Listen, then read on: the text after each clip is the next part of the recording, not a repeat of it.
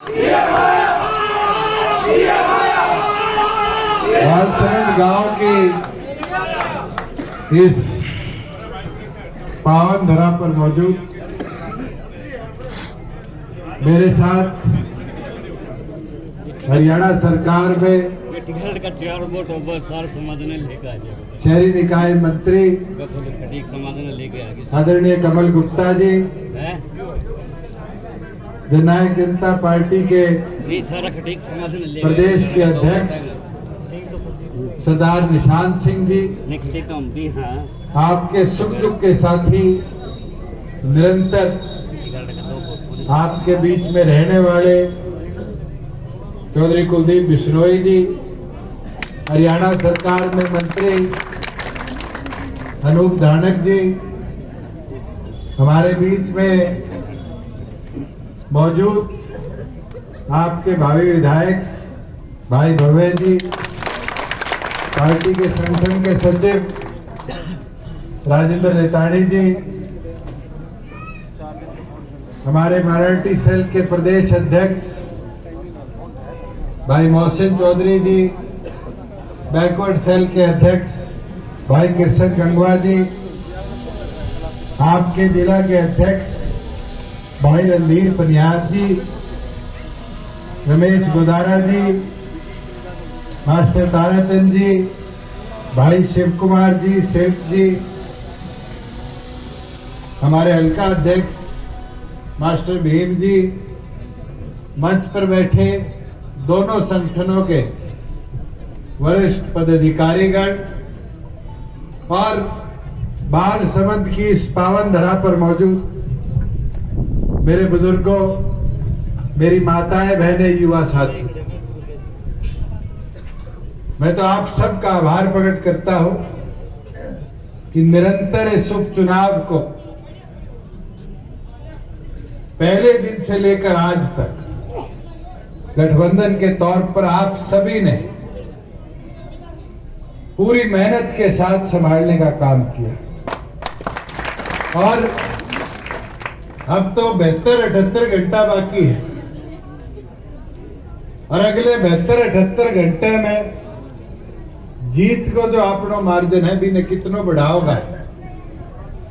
अब ये जिम्मेवारी थारी, मेरी, अपनी सबकी है और मैं तो एक चीज बोलूंगा, क्योंकि आदमपुर ननिहाल होने के नाते भी आप लोगों का प्यार, आप लोगों का आशीर्वाद जो रहा है वो भरपूर रहा। चाहे 1972 के अंदर आज से 50 साल पहले चौधरी देवीलाल जी, चौधरी भजनलाल जी आमने सामने लड़े, मगर उस दौरान से लेकर राजनीतिक दूरियां जरूर रही, मगर आप सबने अपने जोश प्यार में कभी कमी आने नहीं। मुझे वो समय भी याद है जब स्वर्गीय सुरेंद्र सिंह जी के विरुद्ध डॉक्टर अजय सिंह चौटाला जी लोकसभा का चुनाव लड़े थे और हिसार लोकसभा के उस समय भिवानी लोकसभा का पार्ट आदमपुर था। वो भी एक स्वर्णिम दौर है कि एक तरफा बहुमत से आपने आदमपुर की सीट डॉक्टर अजय सिंह चौटाला जी को जिता कर देना था। कुलदीप जी के विरुद्ध में मैं लड़ा तो भी आजमपुर के अंदर कभी ऐसे मतभेद देखने को नहीं मिले जिसने राजनीतिक गहराइयां बढ़ाने का काम। साथियों, मुझे वो दिन भी याद है 2019 का, जब विजेंद्र सिंह जी हिसार लोकसभा से सांसद बने, जननायक जनता पार्टी बड़ी थी, मैं दूसरे नंबर पे रहा और काउंटिंग के अंदर भव्य वहां साथ था, वो तीसरे पे रहा, मगर समय बड़ा बलवान होता है। विजेंद्र जी लोकसभा में गए, उचाना के लोगों ने मुझे विधानसभा में भेजा। आज मैं प्रदेश के उप मुख्यमंत्री के तौर पर आपकी सेवा कर रहा हूं और भव्य को आज ये मौका मिल रहा है ये आपका उम्मीदवार बनकर विधानसभा में आदमपुर का नेतृत्व करने का काम। साथियों, इस मौके को आपने आगे लेकर चलना है और इस मौके को जब भी हम आगे लेकर जा पाएंगे जब इस गठबंधन को मजबूती के साथ आदमपुर से जिताने का काम है। साथियों, पिछले 3 सालों के अंदर निरंतर बड़े उतार चढ़ाव हमें देखने को मिले। सरकार के तौर कोरोना जैसी महामारी आई जिसने कई देशों की अर्थव्यवस्था को बिगाड़ने का काम। महाराष्ट्र में तो यह हालत थी कि हजारों मौतें दिन प्रतिदिन हो रही थी, पर हरियाणा सरकार ने बड़ी मजबूती के साथ प्रदेश की कमान को संभाला, उस व्यवस्था को बढ़ाया और उस कोरोना महामारी से, चाहे पहले दौर की थी, दूसरे दौर की थी, तीसरे दौर की थी, हरियाणा को बर्बाद नहीं, हरियाणा को प्रगति के पथ पर लाकर आबाद करने का काम किया। आज उसका नतीजा है कि हरियाणा प्रदेश के अंदर पिछले 1 साल में 30,000 करोड़ का हमने नया निवेश लाने का काम किया। मारुति जैसा 10,000 गाड़ियां बनाने का पहला दुनिया का सबसे बड़ा प्लांट अगर कहीं स्थापित हुआ तो हरियाणा प्रदेश की खरखोदा की धरा पर हमने लाने का। और ये प्रयास रुक नहीं रहा। अभी पिछले दिनों हमारी कैबिनेट ने पद्मा योजना को हरी झंडी दिखाई। आज गांव लेवल पर 25, 50, 100 एकड़ का अगर कोई भी प्राइवेट सेक्टर या पंचायत के तौर पर हम इंडस्ट्रियल पार्क बनाना चाहे तो फिर 60 से लेकर 85% तक इंफ्रास्ट्रक्चर डेवलपमेंट कॉस्ट सरकार दी। ये रोजगार के अवसर बढ़ेंगे। लोग तो हमें कोसते रहते हैं, किसान आंदोलन से बुरा वक्त तो नहीं देखा होगा। राजनीतिक तौर पर हर रोज ऐसे लोग ऐसे आरोप लगाते थे, पता नहीं किसानी के लिए हमने आज तक एक कदम नहीं उठाया। साथियों, मैं परसों रिव्यू लेके आया। हमने जीरी की, बाजरे की, दालों की और 1 तारीख से तो कल से मूंगफली की खरीद हरियाणा प्रदेश में शुरू कर रखी। कोई आज से पहले मंच से खड़ा होकर कहता था कि हमने इतना पैसा किसान के खाते में भेज दिया। आज मैं गर्व से कह सकता हूं 2 साल हो गए मंडियों में पीपे पीटे हमारे खिलाफ कि किसान के खाते में पैसा न दो, आड़ती खत्म हो जाएंगे।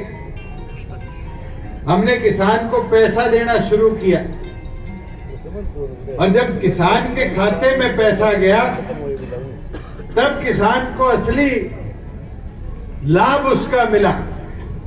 मैं अगर बालसमंद की बात करूं तो मैं कल आंकड़ा निकाल रहा था कि बालसमंद में ऐसे कौन कौन से किसान हैं जिसको लाभ मिला। और हैरानी की बात है, हमारे मनोज गोयल पुत्र प्रयाग गोयल ये 10 दिन पहले बाजरा मंडी में लेके गए 57 टन और इनके खाते में हरियाणा सरकार ने अगले दिन 1,05,700 रुपए ट्रांसफर कर लिया था। आपके गांव का वीरेंद्र सन ऑफ रामचंद्र ये चना लेके आया, पिछली फसल में 3,09,000 रुपए इसके खाते में ट्रांसफर हुआ, चेक करवा लेना। आपके ही गांव का महेंद्र सन ऑफ दयानंद मूंग लेके आया, 1,82,000 रुपए उसके खाते में। और तो और धर्मवीर का हस्तेंद्र और जगत का श्रवण ये गेहूं लेके आए और इनके खाते में 6-6 लाख रुपए हरियाणा सरकार ने ट्रांसफर करने का काम। बुजुर्गों, युवा साथियों, छोटा नहीं होता 6 लाख रुपए गरीब आदमी के खाते में एक साथ आना। पहले तो 1 महीने डीएफएससी पर्ची नहीं काटता था, अगर पर्ची कट जाती थी तो आड़ती कहता था आज देने को नहीं है। और उसको 6 लाख के बदले कोई 2 लाख देता था, 1.5 लाख देता था, 3-3, 4-4 चक्कर लगवा कर उसके खाते के अंदर पैसे डलवाने का काम करता। इसी तरीके से अगर फसल खराब होता था तो मुआवजे की मांग लेकर किसके पास जाओ, और बालसमंद वाले तो बहुत अच्छी तरह जानते हैं कितना लंबा धरना बालसमंद में चला, केडी चौपटा चला। मेरी आपकी सरकार की सोच थी, जहां पटवारियों की कमी थी उसका नुकसान किसान को ना हो जाए, हमारी सरकार ने निर्णय लिया। और कोई बोलता हो कि हमारा मुआवजा नहीं आया, ये आपके नायब तहसीलदार के खाते में 29 करोड़ और 66 लाख रुपया हरियाणा सरकार ने भेजने का काम।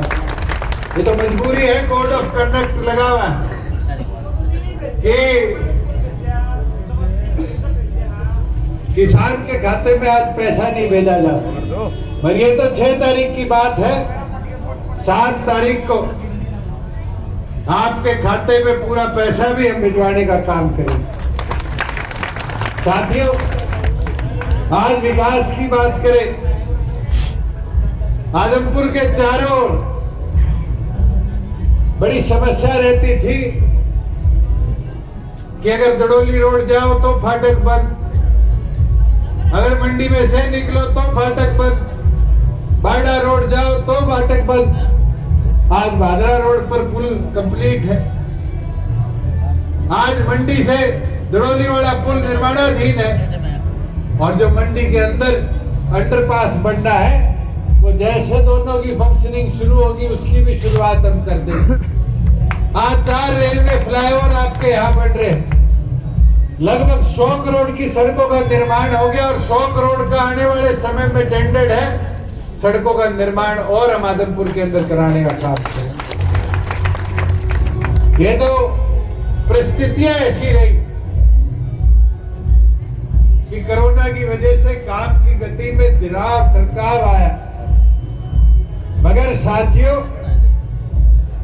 आज आपके हाथ में समय है, ये मौका है, सरकार में हिस्सेदारी डालो, इस गठबंधन को ताकत दो, 57 का 58 बनाने का काम करो, और मुमकिन जब ही होगा जब आगामी 3 तारीख को कमल का बटन दबाकर जेजेपी बीजेपी के गठबंधन के उम्मीदवार को जिताने का काम करो।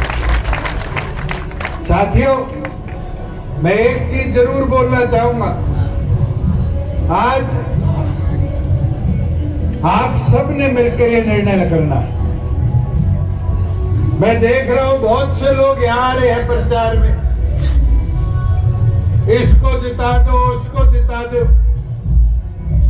इसको विधायक बना दो। मुझे एक चीज बताओ, 2 उपचुनाव हुए, एक कांग्रेस का साथी जीता, क्या हमारी सरकार हिली डिली? एक उपचुनाव हुआ, इंडियन नेशनल लोकदल जीती, और उस समय लोगों ने कहा कि एक विधायक सरकार गिरा देगा। इलाहाबाद के लोगों ने वहां एक बार कभी छोड़ दी। पर साथियों, मैं एक चीज आपको जरूर बोल सकता हूं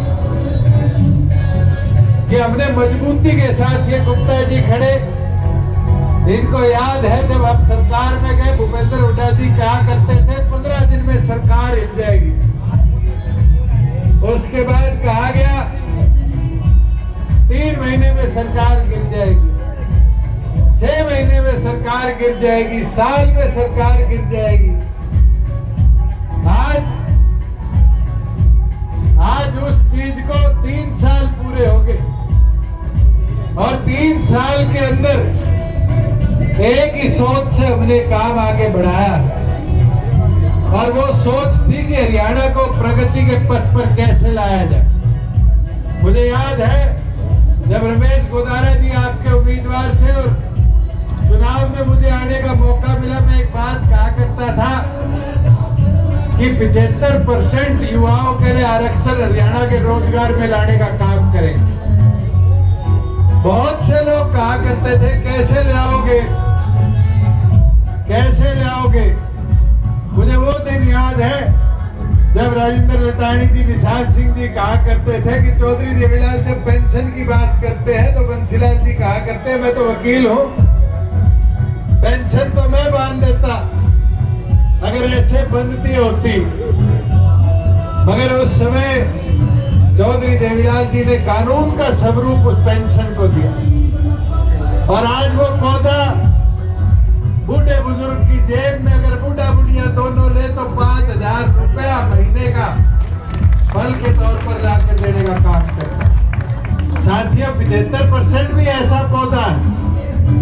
ये प्राइवेट इंडस्ट्री वाले घबरा कर कह देते हैं कि क्या होगा, हम सुप्रीम कोर्ट से स्टे विकेट कर लाए और आज हाई कोर्ट के आदेश का इंतजार कर रहे। पर मैं ये गारंटी के साथ कह सकता हूं कि आज जिस दिन वो कानून लागू होगा, मैं कामरेज से आ रहा था, मिंडा जी का स्कूल है, मिंडा जी की 6 फैक्ट्रियां हैं गुड़गांव मानेसर के अंदर। आज हरियाणा के 20 बालक होंगे, मगर जिस दिन लागू होगा अगर 1000 एम्प्लॉय एक फैक्ट्री में है तो हर फैक्ट्री में 750 बच्चे अपने हरियाणा के होंगे। फिर तो मिंडा जी को भी यहाँ ट्रेनिंग स्कूल खोलना पड़ेगा बालकों की तैयारी के लिए और यहाँ से युवाओं को तैयार कर अपने साथ ले जाना पड़ेगा। साथियों एक चीज आपको बताता हूं कि आज फैसलों को हकीकत बनाने के लिए हिम्मत लगती और हमने अलग अलग कदम उठाने का काम किया। मुझे याद है महिलाओं के लिए 50% आरक्षण की बात नैना चौटाला जी कहा करती थी तो बहुत से मीडिया के साथी बैठे, सर्वेश बैठा है, देशवाल जी बैठे, इधर दीपक खड़ा है, ये पूछते थे कैसे ले आओगे। और आज मैं पूछता हूं पंचायती राज चुनाव की कल पोलिंग हुई, क्या जिला परिषद में 50% औरतें उम्मीदवार थी? और देख लेना 2 को रिजल्ट आएंगे, फिर 12 को रिजल्ट आएंगे, फिर 28 को आएंगे और 50% माताएं बहनें सरपंच भी बनेगी, मेंबर भी बनेगी, ब्लॉक मेंबर भी बनेगी और जिला परिषद मेंबर के साथ साथ चेयरमैन भी बनने का काम करेगी। बुजुर्गों, युवा साथियों, ये बदलाव होगा और इस बदलाव की हिस्सेदारी मुमकिन होगी तो केवल मात्र आपके सहयोग और समर्थन से। और आप चाहते हो ऐसे ऐसे बदलाव आने वाले समय में पूरे प्रदेश में हमें देखने को मिले। आप चाहते हो ऐसे कानून जो हमने 3 साल में लाने का काम किया और आगे मजबूती से लाने का काम करें, तो मैं कहूंगा मेरे भाई को, छोटे भाई को और मजबूती से जिताकर अपना नेतृत्व देने का काम करें। साथियों, मैं एक चीज कह सकता हूं, आज कांग्रेस के लोग घूम रहे, भारत जोड़ो यात्रा निकाल रहे।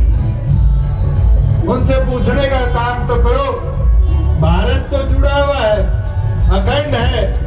आज हम भारत के अंदर एकता दिवस बनाने का काम कर रहे हैं। पहले अपने कुनबे को तो जोड़ने का काम करो। को G29 बनाए बैठा है, प्रधानी के चुनाव के अंदर जो हुआ वो आपने सबने देखा। और एक चीज बोल सकता हूं, लोग कहते हैं 125 साल पुरानी पार्टी कांग्रेस है। मैं 2013 के अंदर एक्टिव राजनीति में आया, आज 10 साल भी नहीं हुए, पर एक चीज कह सकता हूं कि अब वो कांग्रेस 125 साल पुरानी नहीं, आज कांग्रेस थकी हुई है, आज कांग्रेस मरी हुई है और मौका है इस मरी हुई कांग्रेस को आखिरी जो कील कहते हैं, last nail in the coffin, उस कील ने गाड़ दो आदमपुर के अंदर। ये मुमकिन जब होगा जब आप लोग मजबूती के साथ अगले 72 घंटे पैरवी कर इस युवा का साथ देकर हमारे गठबंधन को और मजबूत करने का काम करोगे। मैं तो पूर्ण एक ही चीज आपको कहना चाहूंगा कि इस गठबंधन धर्म को और मजबूती से आगे बढ़ाने का काम करो। भाई लड़ाई दो की है, तीसरा चौथा पांचवा तो सारे 5-7 हजार टोटल में ही रह लेंगे, उनकी तरफ ध्यान मत दो।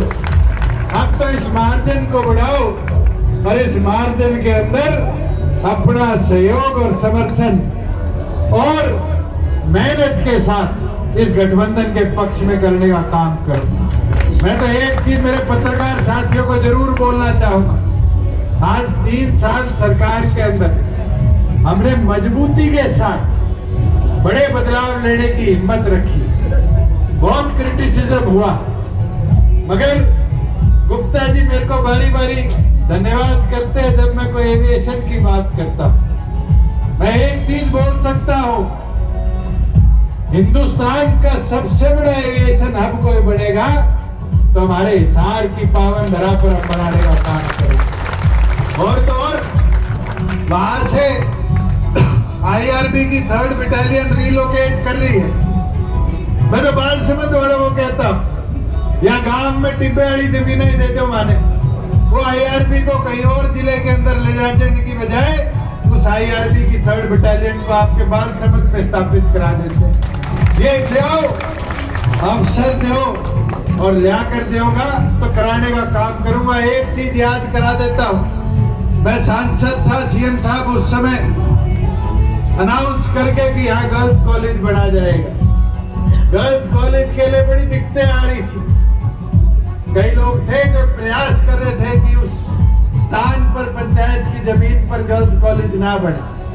पर बताओ, जिस दिन आपका बेटा आपका भाई सरकार में आया, क्या वो जमीन खाली नहीं कराएगी? क्या वहाँ गर्ल्स कॉलेज का निर्माण शुरू नहीं हुआ? साथियों, ये जरूरी है और आज ये कदम मुमकिन जब ही है जब आप देशों का साथ प्यार आशीर्वाद मिलता रहेगा। और मैं तो कहता हूं, आज तो भारतीय जनता पार्टी के साथ जननायक जनता पार्टी का गठबंधन 1 और 11 वाली ताकत है और इस 1 और 11 की ताकत को और मजबूती से आगे ले जाकर और ताकत देने का काम करो और 3 तारीख को बड़ी ताकत के साथ हमारे गठबंधन के उम्मीदवार को जिताने का काम करो। मैं तो पूर्ण आप सब यहाँ आए, आपने भव्य को अपना प्यार आशीर्वाद दिया, इसके लिए आपका आभार प्रकट करता और यही उम्मीद करता हूँ कि आगामी 3 तारीख को गठबंधन धर्म निभाकर एक साथी भारतीय जनता पार्टी का भी और खास तौर पर जननायक जनता पार्टी का भी अपनी ताकत भी दिखाएगा और अपना एक वोट मजबूती के साथ इस गठबंधन के पक्ष में डालने का काम करेगा। आप सब आए, आप सबका बहुत आभार, धन्यवाद, जय हिंद।